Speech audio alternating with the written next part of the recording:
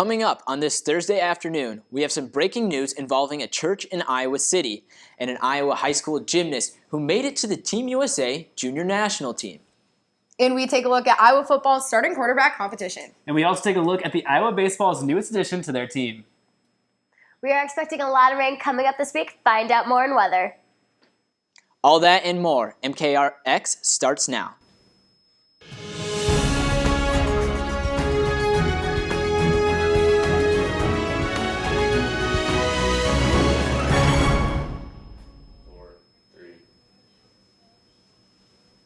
Good afternoon, and thanks for joining us. I'm Bo Bowman. Breaking news, a youth church leader has been arrested and charged with inappropriate contact with children. According to police, 32-year-old Benjamin Tweed had multiple one-on-one sessions as a youth leader at Parkview Church with 4 victims over 10 years. The church removed Tweed from their student ministry as soon as they were aware of the situation in early February. The church gave a press release saying, quote, "This is a sad and difficult time for the Parkview Church family. In early February, we were made aware of the incidents that occurred involving a volunteer in the junior high ministries prior to 2012 and immediately contacted state and local authorities. Stay with MKRX for more." Yesterday, a white supremacy card was found at the main library of the University of Iowa. The school is notified and is now taking action. Haley Bruce with the University Department of Strategic Communications said all the university could share at this time is a statement. The statement is as follows. Recently, a card promoting white supremacy was found at the UI library. Library administrators notified UI police and removed the offensive material. The University of Iowa strives to be a safe and inclusive campus for everyone. Hateful messages do not reflect the values of our institution. We encourage campus community to embrace diversity, demonstrate leadership, and be respectful of everyone that uses our shared space. Arbor Day is this Friday, and it's the holiday that encourages you to be educated about trees. For the University of Iowa Landscape Services, that means educating the community about an infestation that is wiping out a species of trees on campus. That infestation caused by the emerald ash borer. The bug is native to northeastern Asia, where the trees are not affected by the insect.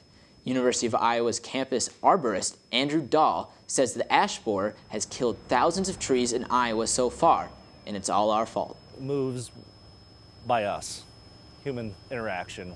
We take the firewood, and when it's hatching, it moves. This is actually the first branch that came off the first infected tree that was found in Johnson County. That tree was found in Gibson Square last February. The discovery means the university will be removing around 400 more ash trees over the next 3 years.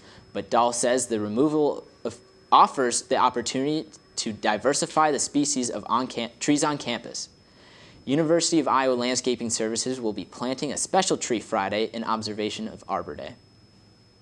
Dumpling Darling opened up in downtown Iowa City, and the story behind the restaurant is one that the owners didn't see coming. MKRX reporter Noah Gowdy spoke with the owners to find out more. Dumpling Darling owners Leslie and Brian Triplett met at the University of Iowa while working at Atlas Bar and Restaurant, where they hit it off just a few weeks before Leslie was set to leave Iowa City to travel the world. She told me she was leaving for South Korea in a few weeks, and I thought, that's too bad. She's really pretty and nice. And we went and talked about travel as our first date. And then I think our third date was moving into a 200 square foot apartment with no windows in Seoul. That move together to Seoul, South Korea introduced them to the world of dumplings. It was there that I fell in love with dumplings. They would have a neighborhood mandu stand, that's what dumplings called in Korea, and we would eat it all the time. And when we came back here, I started a farmer's market stand trying to recreate the dumplings just as a hobby. That hobby grew from just one farmer's market stand to catering large orders for events, and then eventually their new store's home on Iowa Avenue. Leslie and Brian have actually told me about how they have traveled to nearly 50 countries around the world, and those experiences have actually inspired their menu here at their new restaurant in downtown Iowa City. You know, the kimchi mandu, that was the Korean dumpling that we were used to eating all the time. And then we also traveled all around Asia. We were recently in China, and we learned how to make soup dumplings, Shanghai soup dumplings. Those different foods that they have decided to bring back from their travels have seemed to hit it off well with the residents of Iowa City who can't get enough of Dumpling Darling. We've had an incredible response this first couple weeks, and if you look at our menu boards, we're running out of a few things. So right now, we're just going to stay focused on making this shop the best it can be. Leslie and Brian plan to keep bringing more to their menu as they continue to travel throughout the world. Reporting from Dumpling Darling in downtown Iowa City, Noah Gowdy, MKRX TV. Well, it looked a little gloomy outside today. What's the forecast like, Haley? That's right, Bo. It's going to be a very gloomy day, and it's going to continue on through the weekend. Let's take a look at the 5-day extended forecast to see if the rain will continue. Tomorrow evening, there's a 50% chance of rain with highs in the low 50s. This week, there's a 70% chance of rain on Saturday with temperatures in the upper 40s. On Sunday, there's a 90% chance of showers with temperatures in the low 50s. The rain will continue on to Monday with a 60% chance of precipitation and strong winds and the temperatures in the low 50s. On Tuesday, the rain will take a break with cloudy skies and temperatures in the high 60s. That's all I have for the weather. That's it this morning. Bo, back to you. Thank you, Haley. An Iowa City gymnast is competing on the international stage. 14-year-old Adeline Kenlin was selected to the Team USA Junior National Team. I got a sit-down interview with Kenlin and talked to her about her future plans with Team USA and her plans after high school. When most people think of gymnastics in Iowa, Olympic gold medal winner Shawn Johnson comes to mind. Soon, they may think of another. Adeline Kenlin, a freshman at West Branch High School, began her gymnastics career when she was just 2 years old. Since then, Kenlin has trained at the Iowa Gym Nest in Coralville. Kenlin's longtime coach said she was a natural even at a young age. Addie was always special. I mean, from the first time she came into the gym, you could just tell there was something different about her, and she's very determined. When she makes up her mind that she wants to do something, she sets those goals and she works to achieve those goals. Last month, Kenlin was selected onto the Team USA Junior National Team, which came as a surprise to her. I was really surprised, and I was like, did they really call my name? Me and my best friend were actually so surprised, and we're like, did they really call our names? Kenlin traveled with Team USA to Jesolo, Italy, to compete for the City of Jesolo trophy. Kenlin, a freshman at West Branch High School, placed 4th in Jesolo, while Team USA brought home the gold. She also verbally committed to the University of Iowa earlier this year. She did fantastic. I could not be happier with her performance. I could not be more proud of her. It's been a lot of training from when she's 7 and just building up and adding on from there. It's going to be an interesting week in Iowa football with the NFL draft coming up. Let's toss it over to Becca and Noah in the sports studio to find out more. Thanks, Bo. Yeah, no, it's definitely going to be an exciting weekend for college football players all over the country. That's right, Becca. The NFL draft starts tonight, and everyone is wondering who is going to end up where. And the main question surrounding around the first pick of the draft, the Cleveland Browns have the #1 pick this year, and although they've had a disappointing year after year at the quarterback position, defensive back and the best overall player in the draft, Myles Garrett, has to be the obvious pick. I have to agree with you on that, Becca, but there is still no definite answer from the Browns. But if they take Garrett, they could still get a very good quarterback with a later pick. But we will not know that answer until later tonight. I'm really excited to see what they do with that first-round pick. Yeah, I'm really looking forward to that, too. Now, for all you Bears fans out there, there are many needs for Chicago. Personally, I want a new and improved quarterback. So my pick would be Deshaun Kaiser from the University of Notre Dame or Mitch Trubisky from North Carolina. Other mock drafts have the Bears picking up cornerback Marshawn Lattimore from Ohio State, and one 7-round mock draft has the Bears taking Iowa's very own Desmond King. So Iowa fans would not have to travel too far to get to see their favorite Hawkeye play if that does happen. And moving on to Iowa football, the Hawkeyes finished out their spring season this past Friday with their spring game. And the main question throughout Iowa fans is who will be the Hawks starting quarterback this season? But there was no clear answer after the two quarterbacks could not see to get their timing down. Between sophomore Nathan Stanley and junior Tyler Wiegers, both threw a total of 3 interceptions and just did not seem to sync with the offense. Competition raises the level of performance of everybody, so just use that to fuel you and try to do the best you can. I mean, yeah, just welcome competition, and Tyler and I are both just trying to get better every single day. I mean, you just gotta get back to work and go to work every day and keep improving and focusing on yourself, and you just gotta keep that mindset, keep pushing forward, and it's just great to be in this position, competing for a job. Very blessed to do that. A lot of people get that opportunity, so you just got to keep focusing on yourself and moving forward. So, Becca, it looks like Iowa fans and even the team will have to wait until August to really find out what the decision is going to be.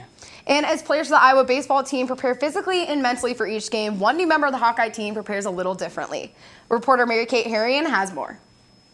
Along with gaining 22 new players, Iowa baseball also added another guy to their roster. The Hawkeyes down south for their second straight weekend now, as I'm joined by Steve Duncan, Zach Mackey with you. Former Daily Iowan TV sports reporter Zach Mackey worked hard with the team in the offseason and was now hired as the new voice of Iowa baseball.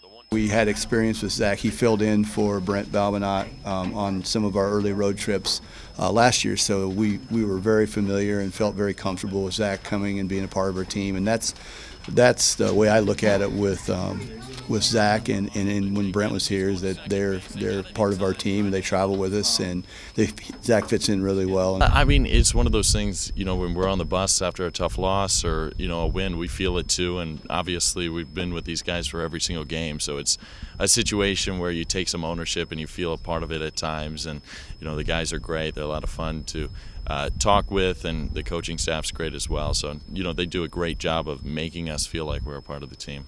As rare as it is to have a student be the voice of Iowa baseball, Zach's knowledge of the game and incredible voice solidified why he was chosen for the job. As soon as I saw that Brent was going on to Toledo, it was one of those situations. I sent an email into Gabe Aguirre, who's the general manager of Hawkeye Sports Properties. We were in communications back and forth, as well as some talks with him, some talks with Coach Heller, and back in August they offered me the spot. So I was really excited about that, and just the opportunity, because I know how important it is to get reps and to get as much. This is a great opportunity for me to stay busy in the spring and to get to do a whole bunch of baseball games at a high level. He worked hard this summer. He went out and did a bunch of summer games, and I've heard from a lot of the Hawk fans that they really enjoy listening to Zach. You can listen to Zach call the rest of Iowa's games this season on the Hawkeye Radio Network. Reporting from Dwayne Banks Field, this has been Mary-Kate Harrian. Iowa baseball has another Big Ten matchup this weekend at Dwayne Banks Field as they take on Penn State. And tune in tomorrow as we catch up with former Iowa punter Ron Caluzzi and former Iowa running back LaShawn Daniels on their journeys to the NFL Draft. We'll also have a recap from night one of the NFL Draft. Bo, back to you. ESPN brought the AXE to its staff yesterday. The popular sports highlight channel laid off over 100 employees, including some on-air talent. Among those, Trent Dilfert, Jay Crawford, and Iowan Chris Hassel, who has received support on Twitter. Hassel sent out a tweet saying, "I'll be okay. I'm just going to miss all the great people I worked with." Hassel's last day was today. A student's tweet about her dad's devotion to her mother as she battles cancer has gone viral. McKenna Newman shared a photo on April 14th of her dad sitting outside his bedroom working at a makeshift desk with the door cracked. According to her tweet, her mother has been isolated because of her treatments. The viral post has been retweeted more than 7,000 times and has more than 8,000 likes. That's all we have for you tonight on MKRX TV. Be sure to check out our website, mkrx.com, for all the latest news between now and Sunday. For MKRX TV, I'm Bo Bowman.